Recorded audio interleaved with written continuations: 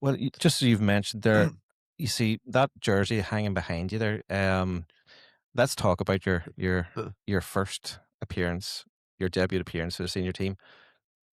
Can you turn that around for me actually there, and just so I can see, uh, and so we have your name showing. Just thinking. So you're telling us this is the actual jersey. Can you actually hang that up from there? Just have it Yeah. hanging up that way.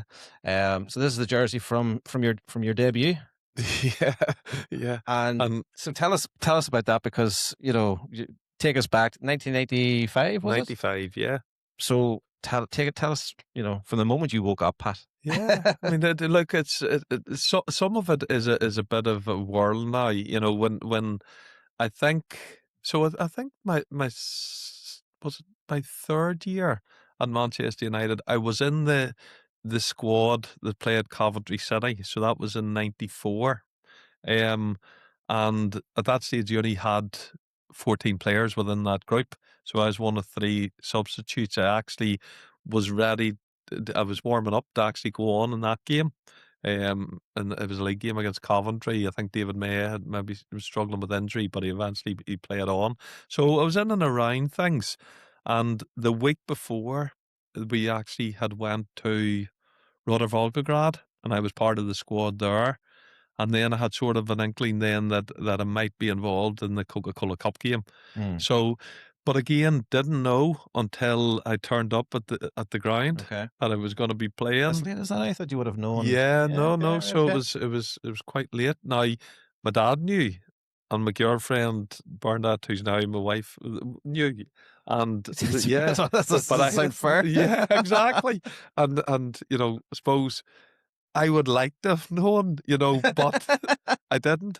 The game itself was, in the first half was a poor enough affair. I think they scored a goal from outside the box.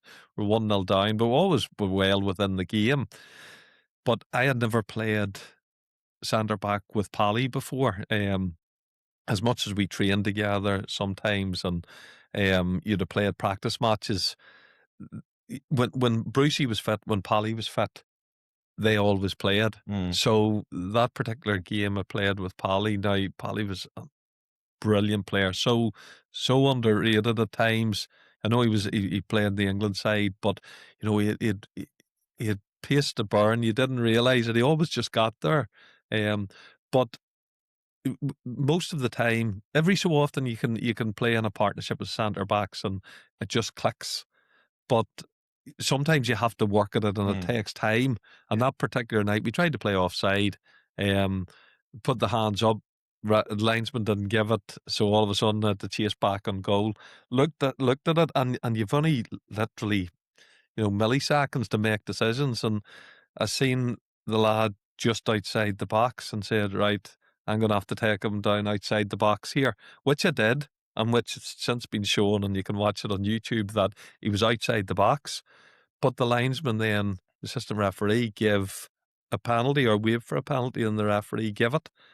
And I still have the article that was written by the linesman, I think it was, or the assistant referee, who complained that he never got, because he refereed games um, in like the Liverpool Counties League or something like that. It was like a semi-pro league, and I've still got the article where it says that Alex Ferguson stopped him from ever refereeing games after that. And I read his article and thought, well, how about me? Because Yeah, if yeah. if you're to give the right decision, which is a free kick, that's all of a sudden they don't score from it. We'll go on to win the game or whatever. Because Brian McClure, I think, missed a penalty that particular game Yeah. as well. Um, all of a sudden, they don't talk about me. Who Yeah. Yeah. so like these things happen, but I was given a bit of a rollicking after the game and with a hairdryer, as were the other players. But I always remember, and this is where the gaffer always said, had really good skills and management, especially with the younger players. He called me in the next morning. He says, "Look, how are you, son?" Knew it was going to be all over the papers, because that stage it wasn't like social media driven. It was your traditional papers, and there was going to be the tabloids in particular with all 5 million papers around Mm. saying blunder babes and this and that. Um, so I said, look, I've been better, That's a good answer. I've had better days. He said, look, the more I think about it, the more I think I should have played Brucey alongside you. He says, because Pally wouldn't speak as much as what Brucey would, whereas Brucey maybe would be been a bit more vocal. Now, I know that he was just trying to take pressure off me, Mm. but You again, it appreciate it? was just I appreciated that, and I certainly don't blame Pally for the fact that I was sent off. So you didn't go to Pally after? No, He says, I was talking to the yeah, manager and he was saying, actually, you were at fault. It no, wasn't me. not at all. Pally, quality player and really, really nice fella as well. So it was one of those that I had to get over, and we went out and trained the next morning, did our warm down. The banter was flat. Some of these, they're seasoned pros, and they know that you can't get too high and too low with all of this. But as somebody who's a rookie just going into their debut, it was difficult. But you move on, you train, and then you play the next game, and then you have to get ready for it. And like I think that was in September. That was a year that obviously Kevin Keegan had lost the plot. Remember that Mhm. particular interview? The headphones. I'd Yes. love it. I'd love it if we beat them. Yeah, but I actually again was part of the 14 that played Newcastle that night in, I think it was November. So if it wasn't as if I was put to the side with the first team. Mhm. I was still in around and involved in it. And I remember that particular night I was warming up, ready to go again. David May, I think, was struggling with injury. But the gaffer decided to put Keno in the centre back. He didn't put me on. Put Keno in the centre back and put Brian McClure on in midfield. The thing about it was Keno ended up man of the match from centre back, scored a goal that night. They won 2-0. But I suppose this was my mindset as well, as a young lad who wanted who wanted to do his best. And I remember saying to my dad that night, I says, as a centre back, and he's ended up sticking Keno in a centre back. Now, Keno was that driven and was that good a player that if he went into goals, he'd been the best player. He just Yeah. was that type of fella. But that the following morning, in fact, I spoke to my dad and I says, I wasn't happy about that. He says, well, go and speak to the manager then. Yeah. So you can imagine that conversation the next day. Knocked the door by maybe 8:30, 9 in the morning. Gaffer can have a word with you. Look, I know obviously great result last night, but I'm a centre back and you didn't put me on. I says, can you tell me? So he spoke about it and said, look, obviously it's a big game. Roy's played centre back before. He's got much more experience. And, I walked out and, he had given me his answer. I was happy with the answer, but I'm sure I walked out and he was thinking to himself, who did he just think he was? Yeah. But it wasn't about that. And, Yeah. I suppose there was he probably appreciated the Yeah. fact that I did I want think he to. would. I think Yeah. again he Yeah. would have been like, that's if there's a problem, they want somebody to knock the door and It's like, I think he probably would have just said, there's a bloody mad Northern Irishman again. He did this. We tried to sign him and he said he was away to do his A-levels, I remember watching your debut, and I think we had met you and at your house and got your re-autograph before, and I still remember being gutted that United had lost, but I think we were all even more gutted when that referee had given you the red card. I think probably I say most Lurgan and Armagh watching it, but and watching it again, I'm pretty sure it was offside for starters. I know the camera angle kind of turns like that, but that guy, unless he's like Speed Gonzalez, he's 2 or 3 yards already. So in this day and age, that would have just been offside. And if you read the article, the article was obviously that this fella, had never refereed another game. He was the assistant in that game. He happened to be from Liverpool. So I think the gaffer said a few things around Liverpool. So I don't know, and I can't be certain about that, but I can be certain that he wasn't it wasn't a penalty. Yeah. And No, it definitely wasn't. No, yeah, you're but right. Yeah. So actually, so quite recently, and we were doing, we were actually doing a live. We were live streaming when this game was playing. Quite recently, Guy's laughing because he knows what he did during it. But who was it they were playing? Brighton in the cup. Brighton in the cup, Yeah. and Shea Lacey got sent off. Yeah, It was Now the second or the third. story that we have of that there is we were live, and then on YouTube we were live, cameras all. Anyway, Gags may or may not have smacked the table at the referee, and got very annoyed by it, knocked us off air. We lost the stream, but I couldn't help but thinking. I think that was, I think that was Shea Lacey's first game at Old Trafford. Mm-hmm. He hasn't played since. Were you watching that game when you saw that? Did you have any kind of thought of like, geez, I know what that feels like, walking off that pitch? Or Yeah, I mean, not so much. At that feel of walking off that pitch, but certainly with Shea Lacey, I'd watched the game before in which he'd come on and did really well. Yeah. I had, I would make an effort to go up to the Milk Cup and the Super Cup. So I bring my dad up each year, and we go to watch the United teams when they're playing. So it was a couple of years back now. We went to Brisbane, I think it was, and they were playing, and Shea Lacey was playing.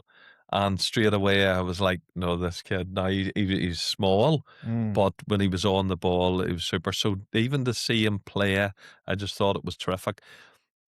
His reaction, young, impetuous, obviously he wanted to do well, and because of that, and pretty much the same with myself. Sometimes you make this, and I had never been sent off before in my life.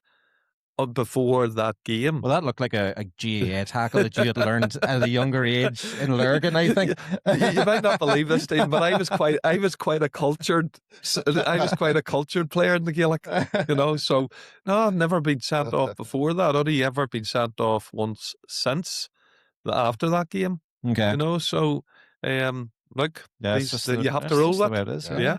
What a story! Yeah, it's Like, brilliant. what a story, And do you think Shea Lacey went to McDonald's after that game? Probably not. No, and certainly not with David back. No, I just have to, spoiler alert. I was on a camp with a group of young kids through sport, bringing communities together through sport, and we're doing a wee bit of work with Pat and his charity, and so I have a wee insider knowledge into this story. But I just want to bring it in because I thought it was really cool when I heard it at the time. Yeah. Tell us about that then. Yeah, well, look, obviously it wasn't a good night at the office against York City. You're trying to get away, and then on the way, because Barndad was over, obviously, at the game. My dad was over at the game. My brother-in-law, Anthony, was over at the game. We wanted to go for a quick bite to eat, and McDonald's was on the way. So we ended up then running into McDonald's, just sat down, crying over the Diet Coke and the Big Mac, but then David came in alongside Ted and Sandra, his mum and dad, and they were sat beside us. They were crying over the Big Mac and the Diet Coke as well. But these are the things that happen, and it's not just as I suppose blasé and stand out as just going and having a Big Mac after the game. But it was to basically get over it. Mm-hmm. Nowadays, that would mean you'd only train for half an hour the next day. That would be a good way of getting out of train the next day at all. And we didn't even check the calories. No. Very It's good, crazy. very good. It's crazy. Yeah. Crazy. Well, listen, we're conscious of time here, Pat, but you all right for time? Yeah, Let's get on. Go ahead, sorry. No, I want to see my son's playing up in Armagh City, so I want to see a wee bit what of time's it. that? Well, it'll be, so we'll just see, could start off, but need to be away for about 9:10. Okay. 20 minutes. Okay. Well, right, will we move? Should we do the wee Wigan and? do you want to switch the? Okay, so we'll hold on a second. We'll stay by. Do you want to talk about Dungannon Swift's game? Do you remember? Do you remember playing Man United reserves against Dungannon Swifts? Yeah. Turn on the lights. Yes. Was that after your debut or just before your debut? So that was after my debut. That was just before I left to go to Wigan Athletic. Right, okay. So yeah. So in fact, sorry, it was it was a while before then. We did come over and we played Korean just before I left to go to Wigan. But that game, I think it was in November or something. yeah, Yeah, that's yeah, right. And I think we won 4-1 or something in that yeah. game. I Yeah, remember that going over there and it was why your man had reserves and done else. But I realised now looking back, it was to do with floodlights being switched on. But that's right. so you've made your debut, you've stayed on, you've got chances there. My understanding is then that you've gone out on loan to get some first team experience. And then you went to Swansea, is that right? That's right. So I went to Swansea. Jan Mulby was a manager at Swansea at the time. Um, the agreement was that I would play, so I would basically train with Manchester United for 3 days of the week, and then on the Thursday I would go down and train with the Swansea lads Thursday, Friday, and then play the matches. That's obviously if they were at home. But the first game that we played was against Doncaster away, so I was up at this end, in the north in the northwest. So I just travelled over to meet the team for that first game, and played against Doncaster at the time. Um, we won 1-0 that particular game, and felt really settled very quickly. There's some nice ones within that group. Um, but then after that game, then I trained for the first 3 days at United as I was told I was going to do. Mhm. And on the Wednesday, went in for a tackle with Ronnie Wallwork. Caught my knee the wrong way. It was like a block tackle. My knee went the other way, and then all of a sudden, had the MRI scan and had torn my meniscus, and torn my medial collateral. So two operations, and then eventually was ready to come back in to play in around March then of that year. So that was, I think it was September then when I got injured. Okay. And you came back when you came back. It was with Swansea. You were No, still no. so I when I came back, I played one reserve team game at United then in the March, Okay, and then John Deehan, who was the Wigan manager at the time, he was watching the match, and then asked the gaffer could I go out on loan with Wigan then. very good. That's where. And then you went to Wigan. Was it how many games did you play at Wigan then? So I played 10 games. I think it was 10 or 11 games in that championship winning team. Played the first 2 or 3, went okay, but then as my confidence grew and I got fitter, Mm-hmm. then things started to really take off. And by the end of the season, I was flying, and we won the league. I was part of that group. And you scored the goal. Yeah, You won the game. Yeah, yeah, yeah, yeah, yeah. and look, it was a scrappy enough game. Colchester were a massive team, and the big lad that I was marking was a fella called Mark Sale. He was 6'7" or something. He was huge. He was a basketballer rather than a footballer. Right. But yeah, I managed to get my head on a Roberto Martinez corner, and it's amazing. Like when you think back now, It was a great header. yeah, yeah. Look, I just attacked the ball, got to the back post, and just caught it cleanly. And yeah, I was well chuffed with it. You know. I suppose on your time at Wigan, Sorry, Killian, one sec. Guys, can we Oh, sorry, I switch didn't the see shirts? himself. Switch the no, put the Wigan one then, Yeah, please. it doesn't. Just in front. Yeah, yeah, yeah, yeah. Just Yeah, no worries. it's so cool. Seeing the. I love the old style jerseys though too. Like. I know the Stetson. Yeah, Sorry, Killian. I suppose on your time at Wigan, from what I've heard, of course, you were part of that cup final at was it Wembley? Yeah, the auto windscreen final. Yeah. You scored the goal which sent Wigan up to promotion. Mhm. I suppose firstly, what was the experience like playing at Wembley with Wigan, and secondly, obviously, you're playing in lower divisions, and maybe the crowd's more rampant in lower divisions too, and especially scoring goals like that big. Can you describe the feeling like hearing the crowd just erupt, and can you describe the feeling playing in some of these smaller, less known, more hostile grounds maybe, and Wembley, of course, as well? Yeah, I mean the thing about it is when I was at United, and especially playing reserve team games, some of the games you got big crowds, but it was to see whether it was Paul Scholes coming back from injury or David Beckham just breaking through, and sometimes you got 15,000-16,000 at reserve team games. It was madness. Um, but then but that whole thing, level of competition and watching the Football Focus and that afterwards. You didn't have that real feel around it. So when you went to obviously play competitive football, whether it was on loan or in my time then at Wigan, um, it was great. You know, that I was initially at Springfield Park. So Springfield Park was the old stadium at Wigan before the JJB Stadium, which is now the Brick Stadium. It's Brick Community Stadium. But there was a real feeling, as you say, of uh, just the support being right in on you, and I always loved it. Like, I mean, the games, the teams that I loved to play against were actually, and some of the environments I loved to play in were the likes of Millwall. You know, the old day and the new day in. Proper You know, ultras. yeah, because as a centre back, you almost got more motivated when you were backs against the wall for different players. You know, and that, I actually find that a lot, even especially as I got further on in my career. So even coming back to the Irish League, I find that it was only when I was playing in bigger games with bigger crowds that I could get motivated. And sometimes I find it more difficult as it went on to get motivated for those games. But definitely some of the grounds that I played in were hostile, but I loved it. Like Main Road, we played in the semi-final of the playoff against Man City at Main Road. They had came down a couple of divisions. They still had most of the Premier League players. You know, I was marking, I think, Paul Dickoff and Sean Goder in that match in front of Irish. 33,000 people. We, you know, if you and you have to watch the what I call it, the replay of that game or the highlights of it.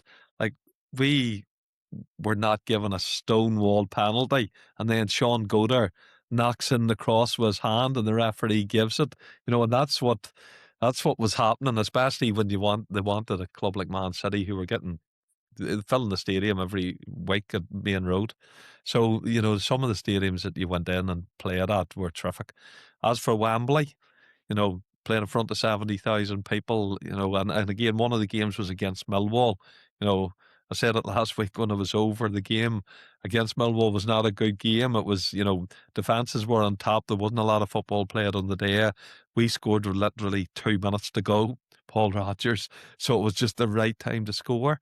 But, you know, for me to grow up and watch, used to love getting up on FA Cup final day and watching the whole build up to the FA Cup. And then all of a sudden to walk, okay, it wasn't an FA Cup final, but it was in front of 70,000 people at the old Wembley, and all That's what I was going to say. yeah, all of that's dealt with was just something that, looking back on, I could never have imagined growing up as a child, you know? Right.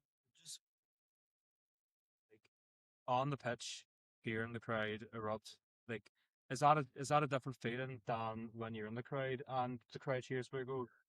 Yeah, I mean, the thing about it is you have to be very disciplined, and you have to be very in the game. So, you know, as much as all of that outside noise is there, and there's no doubt that, you know, a good support is worth a goal. There's no doubt about that. But as a player, you know, you take the dimensions of the pitch. You think about the player that you're marking. You are taking all those controllables and making the most of those controllables. So you try not to get too attached to the crowd and the emotions. Yes, you know, sometimes have to play the emotions, but I was never a particularly emotional player. I was very disciplined, you know, when it came to that end of things. So I tried my best to just control that side of things. Yeah, Good. it's brilliant. Yeah, it's brilliant that, as you say, you played in the Den, you played in the old Wembley, the original. You know, obviously played at Old Trafford. I'm assuming you might be a bit like us. Just quickly going back to Old Trafford, would you like to see Old Trafford, like, you know, just redeveloped as opposed to knocked down? Yeah, I certainly would. Yeah.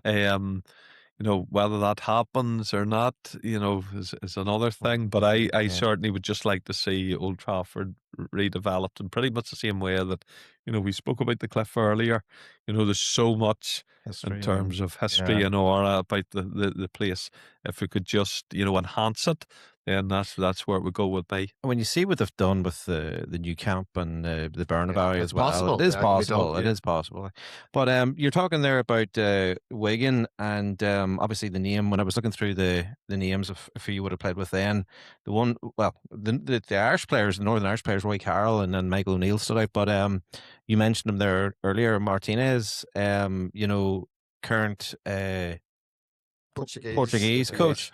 And I'm just looking, actually, you had very similar stats at Wigan. I'm not sure if you'd be aware of this. So you 173 games for Wigan, 12 goals. Roberto Martinez, midfielder, 187 games, only 17 goals. Right, So you got a pretty good return there, you know. You're chasing him there. There was one particular year I think I scored maybe 6 goals in the one season, and it was a great season. Because you like to get the odd week goal, and I obviously went up from corners, and most of my goals were scored through headers. But on the flip side of that, I was always I was quite close to Roberto, both him and Izzy Diaz. So there was actually three amigos came over to Wigan initially. But they were great lads, and even now when I get over to Wigan, they would run like a charity event called Joseph's Goal, and I've been over there a few times and met Roberto again, and he hasn't changed. Very, very positive person, great social skills, very talented player. Had a great ability, but was able to come in, and especially in that league. And moving up into Division 1, was also able to adapt to the mix it up as well, because you would have had to have mixed it up a wee bit more than maybe the Premier League. Are you surprised, or did you see, even at that stage, that he would go on in his managerial role? Yeah. Yeah, and it doesn't surprise me. It doesn't surprise me. I know he was he was very fluent at English. He went and did degrees while he was still, playing. He networked really well. Just a genuinely really nice fella. And when I look at some of the players, I'm not saying that I disliked any of the players, but some you would like to see do better than others, and he was certainly one that I'm delighted for him, because he's had great rewards, and he's had great managerial jobs as well as obviously playing. I want to take us on here just to Northern Ireland, and from the outside, 7 caps for Northern Ireland, playing, the career that you were having at Wigan. From the outside, it kind of looked like, why is Pat McGibbon not playing more from Northern Ireland? Tell us about playing for Northern Ireland. Yeah, maybe that's wrong of me, but because I just thought maybe there wasn't as many games about then, because there's a lot of friendlies now. Maybe I'm working on the fact there seems to be international friendlies every month, or pretty much. But did you feel that you got a fair go at Northern Ireland? Did you tell us about playing for Northern Ireland? And I mean, that must be what's the standard like at international compared to football? What is it? Yeah, it's look, it's different, and the thing about it is obviously you'll meet up, 3 or 4 times a year. You're not obviously the club side of things. You get to know all the players and get to know them very well. When it comes to international football, obviously players are meeting up for 3 or 4 days. I had various managers in my time. So Billy was the one that ended up bringing me in to the international setup in the first place. You had a really good group of players around there. I was still very young at that stage, but players like Mal Donaghy, really good quality players. And Mal had been at the United, had got to know him a little bit, so felt very comfortable with that. Then there was a bit of a change of the guard, and then Brian Hamilton came in. There was other managers. Brian actually gave me my debut in Canada, and then obviously played a couple of games after that for him. It's a hard one, because I I really enjoyed it when I first came in, but there was quite a few changes of managers, and obviously I was playing in the Division 1, which is like League 1 now, but we were always at the top end of that. So in a way, maybe I should have got more chances, and I did feel at times that I didn't get the chances that I deserved, but there were also players playing in the Premier League, and lads, while they mightn't have been playing in the top sides of the Premier League or in the First Division, that ends up coming down to opinions. And, it's one of those, it's a little bit like when I was at Wigan. I was at 5 years at Wigan, at 7 managers in my time at Wigan. You had various managers come in the Northern Ireland setup, and, at times I believe I was overlooked from the playing side, but that's the way football rolls. So I look at it as, again, I played at international level at the very top, so nobody can take that away from me. Whether, I should have had more caps, I believe I should have, but You'll always that's, back yeah, yourself as a yeah, player yeah, too. yeah, of course. And I suppose And what I want to say as well is I'm not saying that from bemoaning it. It was more from a fan point of view. I was thinking, why the hell's Pat not playing? yeah, Do you know well, what I mean? well, I think, you certainly had, with the centre backs that were playing at the time. Alan McDonald. Alan was the captain of the team when I first came in. I was still very young then, obviously, as there was a change into the guard. You had Colin Hill. Colin was there. He was playing for Leicester in the Premier League at that stage. You had Big Tags was there. Mm. You had some good players in that position as well that were Seasoned playing players too. yeah, Like, and then playing yeah. in the Premier League. So, I wouldn't knock it from that point of view.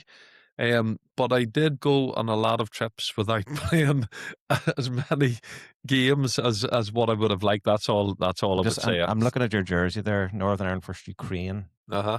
That's a home jersey? So that's a home jersey, yeah. Uh-huh. Yeah. And Yeah. what how many did you play in Windsor Park or? Yeah, so I actually played, I made my debut against Latvia in a World Cup qualifier, and the game actually was going quite well. We were 1-0 up at half time.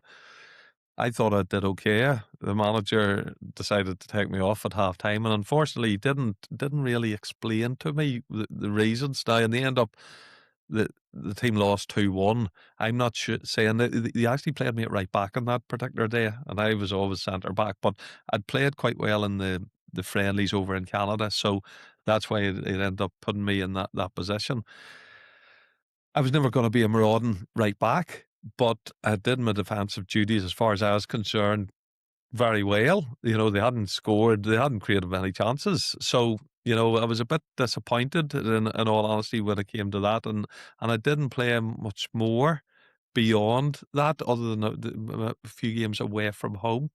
But look, as I say, you roll with these things, and managers have their opinions as well. It's like, as I say, I had 7 managers in my time at Wigan in those 5 years, and some of the managers, the vast majority of the managers, in fact, took to me, and I played the majority of the games that they were in.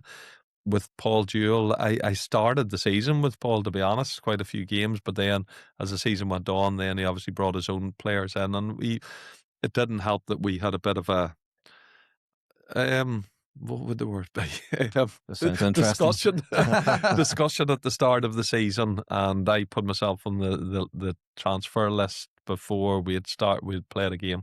Okay. So basically, Steve Bruce had been the manager at the end of the season before. Okay. Oh, okay. And we had got to the playoffs, did well in the playoff semi-final, but ended up conceding a goal at the in the final few minutes. Brucey was due to sign as manager, and then I think he got a better offer, or an offer slightly higher up in Crystal Palace, I think, at the time, and he ended up signing as manager there. But he had told me beforehand that he wanted to sort me out with a new contract. And then all of a sudden, because it was my final year, so I went in on the first day and asked the new manager about what was happening. And, his idea was that he wasn't doing anything in terms of contract. So that's where I had to sort of look after my family, and was hoping that, okay, if things go according to plan, I'll still play games, and then if something happens, it happens. If not, then at least clubs know that I'm available. Mm-hmm. So it was one of those. It was so, management is hard. I've been there as well. But managers all have their own opinions of players. So in terms of the Northern Ireland, I suppose the episode within it, in that chapter, I'm still very proud of the fact that I played seven full international caps. There's not too many who's played international at Absolutely the not. top Absolutely level. not. Look, it's a fantastic achievement, and like when you think of, am I right in saying Steve Bruce never got a cap for England? Yeah, do you That's know right, there's yeah. great players who would never represented, their country in international, so it's fantastic. But it is funny how in a player's contract it can be precarious because you're going down and suddenly the manager changes, and so you're in your last year. And if you don't have that extension, anything could happen to you in the season. You And really have to. it was a very difficult period because at that stage, ITV Digital was in the stage of collapsing. So when I finished my contract at Wigan, I'd went to Colchester. They had offered me a year, but it was at the other end of the country. It was a fair distance anyway. Um, and then I went on a short-term deal with Tranmere. But at that stage, then ITV Digital collapsed. So they were only offering short-term contracts at that stage. And Portadown had offered me a couple of years. Ronnie had said about me coming back. I'd just finished my physio degree. So it was like, well, I can start building this up and, build a business, but also be then playing part-time with Portadown. So, sometimes these things just are mapped out. And, I would be fairly philosophical when it comes to things like that. I think things happen for a reason. Unbelievable. Listen, I'm conscious of time here, and now this is not anything major, but we really appreciate you coming on the show here tonight, and we wanted to give you a wee trophy. So Right. you are now we're going to get Madman Marshall here to present you with the first ever, right, Okay. merch of the Irish Red Devils. Brilliant. So it's a wee cup of tea cup with McGibbon 4 in the back. Great stuff. And Thank you. Gags, let you present it there to Pat. Gags, thank you. There you go. Top man, thank you. Lovely. We really appreciate you coming down. It's been so. Listen, we could have talked. We haven't even. You're doing so much with your charity. I think we'll have to organise maybe a second one time. Maybe we get them down again sometime. Maybe we'll Definitely if there's another offer game a wee at bit all, of food. Yeah. But yeah, exactly. But I mean, yeah, you want to. Let's look at the time. It's 10 past. Yeah. So okay, so we'll just okay. So listen, anything, guys, to finish up with? We're all good. Look, just want to thank Pat for coming. That was fantastic listening to you. Your stories and your memories are just fantastic. So it was great to. No, thanks. share them. Thanks Yeah. for the invitation, lads. Yeah. No, appreciated it, and it's been very, I suppose relaxed, and it's okay. Sometimes you'll hear certain stories, but I think sometimes getting those wee insights and finding out a little bit more about behind the clubs, that have been involved, I think is important as well. Well, you've cheered up our international break because we were, we're into this about 6 months now, and then we were like, what do you do whenever there's an international break? And there's no content making. So I was going to like, get Pat to sign the back of this. Look at this here. I bought this off eBay for £5. I don't care. He got done. Somebody, no, because someone printed it off. Great photo view of Eric Cantona and David Beckham at your side. Very I'm good. sure you're well. Yes. I know, yeah. No. Fantastic. He definitely got done. Somebody he thought he was banning an official photo, and someone obviously just printed it off his own computer. It's worth a lot more money now. Very good. Oh, sorry. All right. Well, listen, like I said, thank you so much. I hope you enjoyed this podcast tonight. It's been absolutely brilliant. Honestly, just enjoyed it so much. So appreciative, Pat, coming down. And this is hopefully we putting this out as episode 1 of a series we're maybe we're thinking of calling Life in the Pros. And maybe we'll do this again because this has been really fun. Yeah. Yep. Yeah. And listen, that'll do. So yeah.